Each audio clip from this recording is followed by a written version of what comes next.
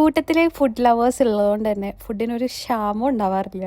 Variety food variety റെസ്റ്റോറൻറ്റിൽ പോയി try ചെയ്യുന്നതാണ് ഞങ്ങളുടെ മെയിൻ പരിപാടി.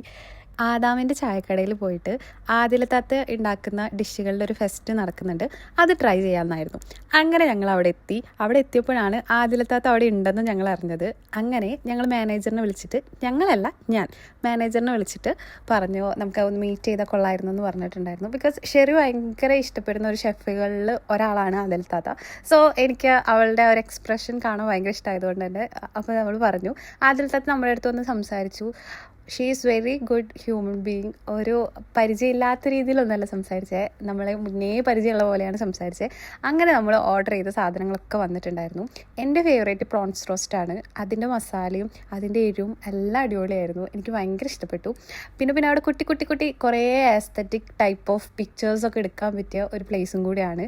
അവിടുത്തെ ഓരോ നെയിം ബോർഡ് കൊടുത്തേക്കുന്നത് ഓള് ഓന്, തിന്നോളി, എടുത്തോളി, കഴിച്ചോളി, തന്നോളി, ലൈക്ക് ഫുള്ളി കോഴിക്കോട് സ്ലാങ് വെച്ചിട്ടുള്ള ഒരു അടിപൊളി റെസ്റ്റോറൻ്റാണ്.